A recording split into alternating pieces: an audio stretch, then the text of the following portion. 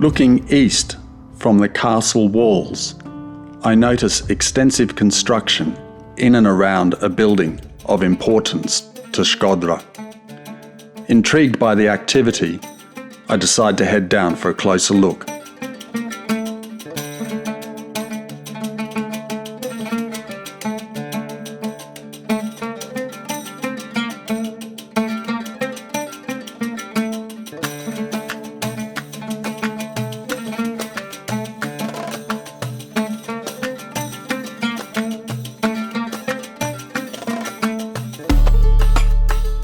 Well, here we are down on ground zero at the lead mosque, Shume e Plumbët, in its Albanian.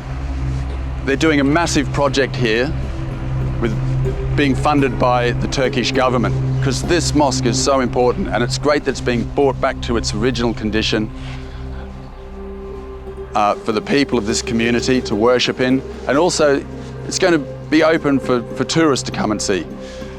The symmetry of the mosque is what gives it its beauty, and every stone is very similar in size. All the stone came from a village called gurëve. It's about 2 kilometers to the the south, and the stone, the legend is the stone was passed hand by a human chain. They probably used carts, I think. But it was built in 1773 by the local ruler of this area, and he lived in the castle up there, Bushati.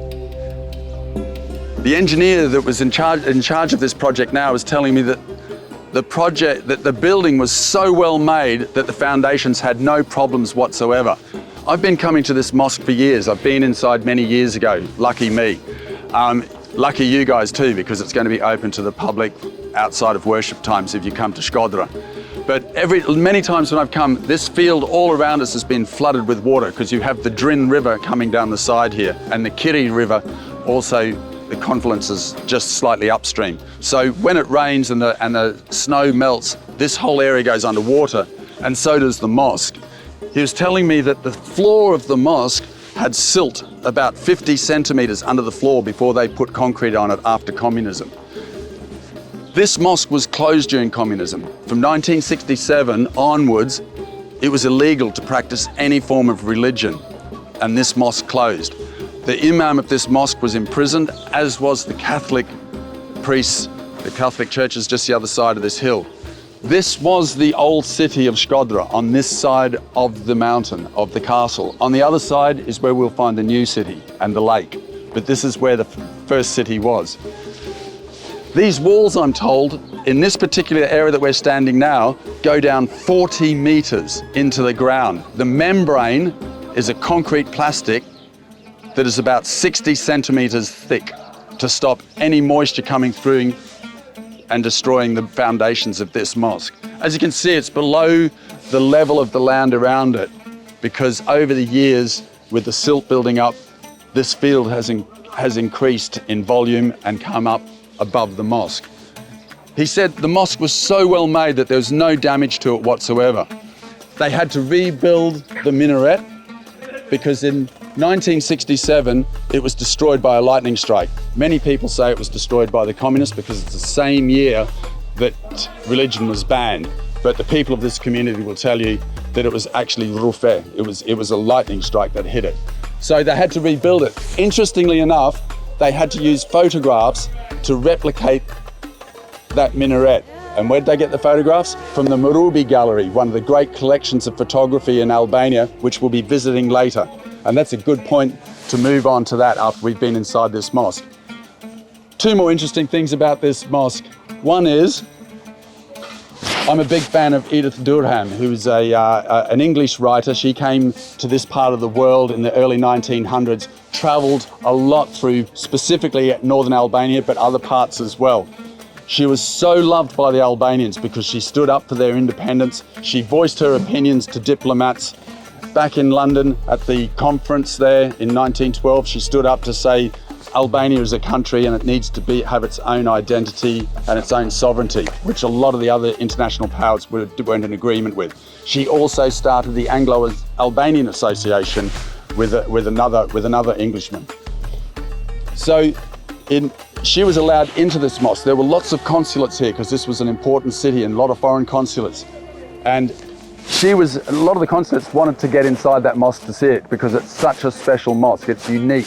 There's no other mosques like this in Albania. It's Ottoman in its design. Bushati wanted to have a mosque that was similar to the regal mosques of Istanbul to show his prominence and importance in the area. That's why it has this Ottoman architecture. It's not like the one in the center of Tirana that is much more Albanian, its architecture, and other older mosques in Albania. This is very unique. It's a beautiful mosque. The symmetry is fantastic. The consulates were very upset that they weren't allowed in, but Edith Durham was allowed into this mosque. She was invited in, and to show how much the Albanians respected and loved Edith Durham, they said that she didn't have to take her shoes off when she entered this mosque. She did, however, take them off. She's a polite woman. But that just shows how much they loved her. The consulates in this area, they were very annoyed that this English woman was allowed in and they had never been given permission. That makes it really special from a British perspective. But also, at the collapse of communism, there was a massive gathering here at the end of 1990. And there were people from all different faiths, the Orthodox, the Catholics, the Muslims. They all gathered here. And the reason they gathered here was they were excited about soon to be able to practice their religion, and they wanted to get on with it as soon as possible. So there was a big meeting here. This mosque was the place for it. There was prayers were held here at the 1990 by an imam called Kochi. He'd been imprisoned for 23 years prior. 12 days or 10 or 12 days before that, the Catholics actually had a mass on a desecrated cemetery just the other side of this hill. So Shkodër really is the birthplace of religion resurging after communism, and this marks a very important place for that, for the meeting and then also for the first Islamic prayers that were ever held.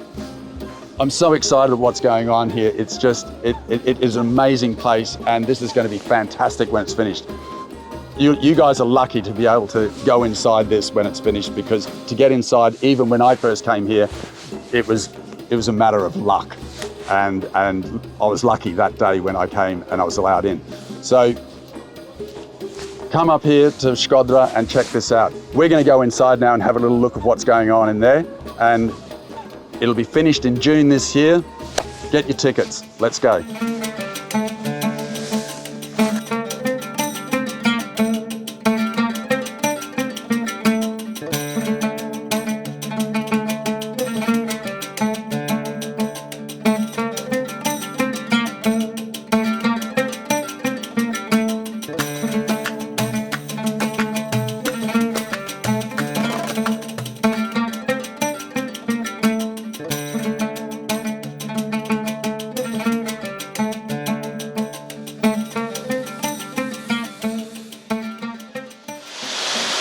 This is, I believe it's the only mosque, Ottoman mosque in Albania with a courtyard at the entrance. And it's a beautiful little courtyard. It has small domes on the roof around the edges, which give it its name, which are covered in lead. In 1916, this whole area was once under Austrian control.